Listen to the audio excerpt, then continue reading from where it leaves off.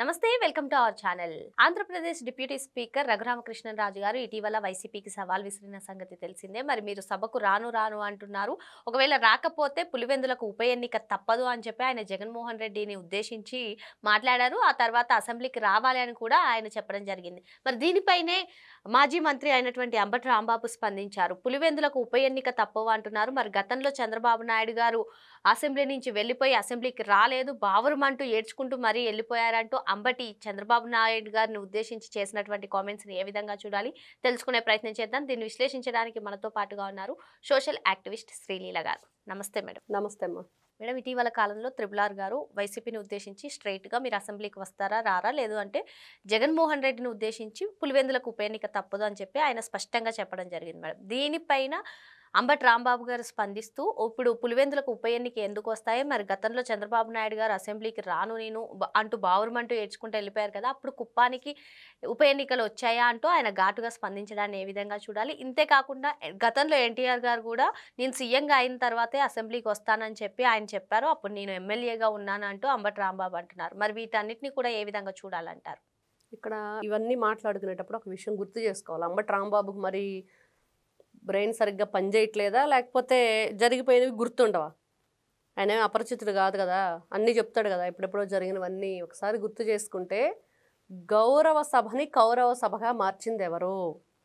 23 మంది సభ్యులు వచ్చారు కదా, హాజరయ్యారు కదా. నారా చంద్రబాబు నాయుడు గారు ఎప్పుడు లాస్ట్లో ఇంకా 1 ఇయర్ ఎలక్షన్ ఉందనంగా వీళ్ళు పెట్టింది ఎన్ని రోజులు? సంవత్సరం మొత్తం మీద 60 రోజులు అసెంబ్లీ సమావేశాలు. ఫస్ట్ వాళ్ళు అసలు ఎన్ని రోజులు జరిపారో చెప్పమనండి. వైఎస్ఆర్సీపీ పార్టీ 5 సంవత్సరాల వాళ్ళ కాలంలో, వాళ్ళు ఏదైతే అధికారంలో ఉన్న కాలంలో ఎన్ని రోజులు అసెంబ్లీ సమావేశాలు జరిపారు, ఎన్ని రోజులు హౌస్కి వచ్చారు, ఎన్ని రోజులు వాళ్ళు జరిపిన ఆ కొన్ని రోజుల్లో కూడా ఎంత అగౌరవపరిచారు. ప్రతిపక్ష హోదాలో ఉన్న వ్యక్తుల్ని, ఆ ప్రజాప్రతినిధుల్ని గౌరవం ఇవ్వకుండా వాళ్ళ పర్సనల్ విషయాలు తీసుకొచ్చి వాళ్ళ ఇష్టానుసారంగా అవహేళనకు గురి చేసి బాడీ షేమింగ్ చేసి, రోజు అసెంబ్లీలో కదా ఇలా మాట్లాడింది అచ్చెన్నాయుడు గారిని. ఆయన సైజ్ అంత ఉల్లిపాయ తీసుకొచ్చాడు అంది కదా. నోటికి కనీసం మనం ఫుడ్ తింటున్నాము, మంచి మాటలు మాట్లాడాలనేది లేకుండా చేశారు అసెంబ్లీ. ఆ అసెంబ్లీ గురించి మాట్లాడుతున్నాడు అంబటి రాంబాబు. ఆయనకి గుర్తులేదా? పాపం ఆయన కూడా ఉన్నాడు కదా, పిచ్చి పిచ్చిగా మాట్లాడాడు కదా, గంట సరిపోయిద్ది అరగంట సరిపోయిద్దని. అవంతి శ్రీనివాస్ గారు వీళ్ళ పార్టీ నుంచి రాజీనామా చేసి వెళ్ళబోయేటప్పుడు జగన్మోహన్ రెడ్డికి అదే చెప్పాడంట. వాళ్ళు 23 మంది ఉన్నారు, మనం 151 మంది ఉన్నాము, మరి ఏ విధంగా అసెంబ్లీకి వచ్చారు, ఏ విధంగా వాళ్ళు ప్రజల గురించి చర్చించారు, మన మీద పోరాడారు, ఒక్కసారి వీడియోలు వేసుకొని చూడండి, దాన్ని బట్టి మనం వెళ్ళాలా వద్దా, వాళ్ళ మీద మనం ఏ విధంగా ఫైట్ చేయాలనేది మనకు తెలుస్తుంది అని. ఆ విషయం మర్చిపోయినట్లున్నారు. వెంటనే కూటమి ప్రభుత్వం అధికారంలోకి రాగానే అవంతి శ్రీనివాస్ గారు ఇంకా కొంతమంది వ్యక్తుల్ని వీళ్ళు చాలా ప్రెషర్ చేశారు. కూటమి ప్రభుత్వం మీద దండెత్తండి, పిచ్చిగా లేని ఉన్నాయి అన్ని అవాకులు చవాకులు. కొన్ని డేస్లోనే 1 మంత్ తర్వాత ఎవరైనా సరే మాట్లాడతారు ఆ విధంగా? మనం గత ప్రభుత్వం అధికారంలో ఉన్నప్పుడు గతంలో ఏం చేశాము, ఎన్ని సంవత్సరాలకి మనం పెన్షన్లు పెంచుకుంటూ వచ్చాము, ఎంతమందికి మనం ఉపాధి కల్పించాము, ఎంతమంది మరి భవితకి ఉద్యోగాలు కల్పించాము, డిఎస్సి పెట్టామా? డిఎస్సి లేదు కదా. మరి ఇన్ని కార్యక్రమాలు మనం చేయకుండా ఈ రోజున అతి కొద్ది రోజుల్లోనే అధికారంలోకి వచ్చాక మనం ఏ విధంగా వాళ్ళ మీద ఇలాంటి లేనిపోనివన్నీ కూడా మాట్లాడి ప్రెస్ మీట్లు పెడతాము, లేకపోతే ఏదైనా ఎగనెస్ట్గా చేస్తామని చెప్పి ఆయన అడిగినప్పుడు మరి వీళ్ళ దగ్గర సమాధానం లేదు. అయినా కూడా ప్రెషర్ చేశారు.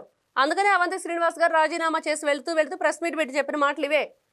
అంబటి రాంబాబు గారికి గుర్తు లేకపోతే మీరు అధికారంలో ఉన్నప్పుడు అసెంబ్లీలో ఏం చేశారో ఒకసారి చూస్తే, సమావేశాలకి నారా చంద్రబాబు నాయుడు గారు ఎన్ని రోజులు వచ్చారు, ఎలక్షన్కి ఎన్ని రోజులు ముందు ఆయన శపథం చేసి బయటికి వెళ్ళారో తెలుస్తుంది. ఓరికప్పుడు వచ్చినాయి ఎలక్షన్స్. అసలు జగన్మోహన్ రెడ్డికి నారా చంద్రబాబు నాయుడు గారికి పోలికేంటి, జగన్మోహన్ రెడ్డికి నందమూరి తారక రామారావు గారికి పోలికేంటి? అసలు ఎక్కడైనా నక్కకి నాగలోకానికి ఉన్నంత తేడా ఉంది వాళ్ళిద్దరికి. అసలు ఎవరితో పోల్చుకోవడానికి అక్కడ అసలు ఎవరికి కూడా వియానికైనా కయ్యానికైనా సమవుజ్జి ఉండాలని ఆ సమవుజ్జి లేని వ్యక్తి జగన్మోహన్ రెడ్డి. వీళ్ళు మాట్లాడతారా ఈ రోజున? అసలు అసెంబ్లీ స్టార్ట్ అయిన రోజు నుంచి ఇంతవరకు ఒక్కరోజు 11 నిమిషాలు ఉండి వెళ్ళిపోయి దొంగ సంతకాలు చేసేసి ఎక్కడా సమావేశాలు రాకుండా ప్రజాప్రతినిధులుగా ఉండి మీ నియోజకవర్గ ప్రజల తరపున ఒక్క విషయం కూడా మాట్లాడకుండా, అందుకనే కదా డిపాజిట్లు కూడా రాకుండా చేశారు పులివెందుల్లో. వీళ్ళు మాట్లాడతారా? ఫస్ట్ అది చూసుకోమనండి. వస్తాయి. ప్రతి ఒక్కరు కూడా ఈ రోజున వేచి చూస్తున్నారు, జగన్మోహన్ రెడ్డి ఎమ్మెల్యేగా దిగిపోవాలి, బై ఎలక్షన్ రావాలి అని. ఎవరు ఆపినా ఆగేది కాదు, వాళ్ళ చేతుల్లోనే ఉంది. వస్తారా, సవాలు స్వీకరిస్తారా? లేదు, మేము ఇలా దొంగ దెబ్బలు కొడతాము, దొంగచాటు వ్యవహారాలు చేస్తాము, దొంగ సంతకాలు చేస్తాము, ఇలానే లేనిపోనివన్నీ కూడా మాటలు కథనాలు అల్లేసి ఇలా దొంగ ప్రచారం, ఫేక్ న్యూస్ రాస్తాము, ఫేక్ న్యూస్ చెప్తాము, ఈ విధంగానే ఉండిద్ది, మేము ఇలానే ఉంటాం కాబట్టి అంత సవాలు మేము స్వీకరించలేము అని అంటే ఒప్పుకున్నట్టే. ఇంకా అంశం మేడం, అంబటి గారు అడుగుతున్నారు కదా కుప్పానికి అప్పుడు ఉప ఎన్నికలు వచ్చాయా అని. ఇప్పుడు చంద్రబాబు నాయుడు గారు వెళ్ళిపోయినప్పుడన్నా, అప్పట్లో రామారావు గారు వెళ్ళిపోయినప్పుడన్నా సరే, ఇప్పుడు టీడీపీ నుంచి ఏ ఒక్కరు కూడా, అంటే చంద్రబాబు నాయుడు గారు వెళ్ళిపోయినా మిగతా ఎమ్మెల్యేలు అసెంబ్లీకి వెళ్ళారు కదా, మరి ఎందుకని జగన్మోహన్ రెడ్డి ఇప్పుడు ఇటు తెలంగాణలో చూసుకున్నా కేసీఆర్ వెళ్ళకపోయినా బీఆర్ఎస్ నుంచి ప్రతి ఒక్కరు కూడా వెళ్తున్నారు, ఆ విధంగా ఎందుకని వీళ్ళు అసెంబ్లీకి రావట్లేదు? జగన్మోహన్ రెడ్డి వెళ్ళడు, ఆయన ఏ పని చేయడు, ఇంకొకరిని చేయనివ్వడు, దోచుకోవటం దాచుకోవటం మాత్రం. ఇప్పుడు వైఎస్ రాజశేఖర రెడ్డి ఏం చేశాడు, కొడుకుని బయటికి రానివ్వకుండా ఎంతసేపటికి ప్రజలు ఒక అభూత కల్పనలో పెట్టేశాడు. కొడుకంటే ఇష్టం ఉండదంట, ఆయనతో మనస్పర్ధలంట, అసలు కొడుకుని ఇతనికి పడదంటని. కానీ అతను రాజశేఖర రెడ్డి ఆలోచన ఏంటి, కొడుకు మీద ఈగ వాలనీయకుండా, ఎటువంటి స్కాముల్లో కొడుకును తలదోర్చకుండా, దాచేసే మొత్తం అతనికి కూడబెట్టి జగన్మోహన్ రెడ్డిని అలా ఏది అద్దాల మేడలో బొమ్మలాగా కూర్చోబెడదామని చెప్పి చూశాడు. అనుకోకుండా 16 నెలలు జైలుకి వెళ్ళి వచ్చాడు. బయటకు వచ్చాడు, ఏదో పేర్లు చెప్పుకొని ఏదో రకరకాల కారణాలతోటి ఆంధ్ర రాష్ట్ర ప్రజల కర్మగాలి ముఖ్యమంత్రి అయ్యాడు. ఏళ్ళనాటి సెల్లాగా 5 ఏళ్ళు అయిపోయినా కూడా ఇంకా పట్టి పీడిస్తున్నాడు. మరి ఇట్లాంటి వ్యక్తి గురించి చెప్పుకోవాలంటే, మరి అసెంబ్లీకి రాకుండా వాళ్ళని వెళ్ళనివ్వకుండా చేశాడు కాబట్టి ఈ రోజున వీళ్ళ మీద అనర్హత వేటు పడుతుందని చెప్తున్నారు. అంబటి రాంబాబు ఏం మాట్లాడతాడో తెలీదు, ఎందుకు మాట్లాడతాడో తెలీదు. మాట్లాడేటప్పుడు ఏ విధంగా మనం అదేదో వాడు ఎవడో స్క్రిప్ట్ రాసిస్తే చదివేస్తున్నామంటే కాదు కదా.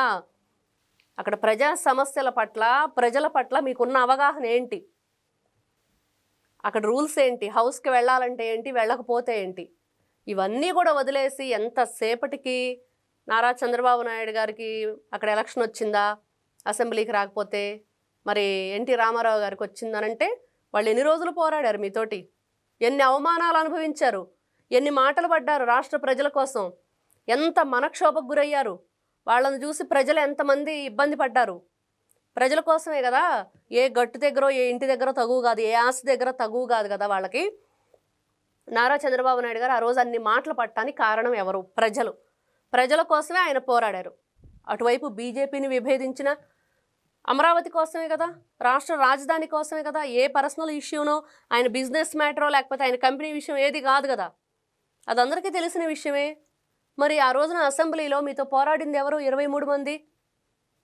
తెలియట్లేదా, అంబటి రాంబాబు మర్చిపోయాడా అన్న మాటలన్నీ? ఎన్ని రకాలుగా వీళ్ళు ఇబ్బందికి గురి చేశారు. ఇష్టానుసారంగా ఉచ్చం నీచం మరిచి అసలు ఈ మాట అనొచ్చా అనకూడదా, మహిళల్ని, ఇంట్లో పిల్లల్ని, అంటే భయంకరమైన నీచమైన అక్రమ సంబంధాలు అంటగట్టి అసలు మీరు మనుషులా లేకపోతే పశువులా అన్నట్లు ప్రవర్తించి ఈ రోజున మళ్ళీ తగుదునమ్మా అని చెప్పి ఏ మొహం పెట్టుకుని అడుగుతాడు ఆ మాట ఆయన? ఏమాత్రం వీళ్ళకి హక్కు లేదు, అర్హత లేదు. అసెంబ్లీకి వస్తారా చేస్తారా, వస్తే మీ ఇష్టం, రాకపోతే మీ కర్మ, ఎవరేం చేయలేరు. ప్రజలు అనుకుంటారు మా నియోజకవర్గానికి 11 మందిని ఎన్నుకోవటం మా కర్మ అనుకుంటారు. వాళ్ళు అసెంబ్లీకి రాకపోతే ఏం చేస్తారు, మరి మా కర్మ. మరి ఏం చేస్తారు, దొంగ సంతకాలు పెట్టేసి వస్తారా, లేకపోతే ఇంకో 11 నిమిషాలు, ఈసారి కూడా ఓ 11 నిమిషాలు ఉండి వచ్చేస్తారా? ఏం సమాధానం చెప్తారు? అసలే వాళ్ళు ఏదో వెళ్ళి సంతకాలన్నా పెట్టొద్దామనంటే వీళ్ళేమో సవాలు విసిరి రఘురామకృష్ణరాజు గారని, నారా చంద్రబాబు నాయుడు గారని, అయ్యన్న పాత్రుడు గారని వాళ్ళేమో పాపం బిడ్డలు గజగజ వణికిపోతంటారు. ఏదోలే వెళ్ళొద్దామంటే వీళ్ళేంటి లిక్కర్ అంటున్నారు, ఇసుక అంటున్నారు, రైస్ అంటున్నారు. అక్కడ చూస్తే ఈ భూ కుంభకోణాలు ఉన్నాయి. చెరువులన్నీ కేతిరెడ్డి మొత్తం కూడా ఆక్రమణ చేసేసుకున్నాడు. ఇప్పుడు మద్యం క్యామలో కేతిరెడ్డి వస్తున్నాడు, గుడ్ మార్నింగ్ ఎమ్మెల్యే. ఎన్ని రకాల సమస్యలు, అన్ని సమస్యలతో వాళ్ళు సతమతం అవుతుంటే అసెంబ్లీకి రమ్మంటే ఎలా వస్తారు? ఆలోచించాలి కదా. భయపడుతున్నాడు చిన్నపిల్లడు, మరి ఏం చేయాలి ఇప్పుడు? కాబట్టి అంబటి రాంబాబు గారు కొంచెం మీరు ఆలోచించండి మాట్లాడేటప్పుడు. నారా చంద్రబాబు నాయుడు గారితో లేకపోతే నందమూరి తారక రామారావు గారితోనో జగన్ పోల్చడానికి ఎవరు కూడా ఇష్టపడరు. అసలు వాళ్ళకంత సమూజ్జి లేని వ్యక్తి. అసెంబ్లీకి వస్తేనే మంచిది, రాకపోతే మీ కర్మ. మరో అంశంతో మళ్ళీ కలుద్దాం. Thank you madam. నమస్తే.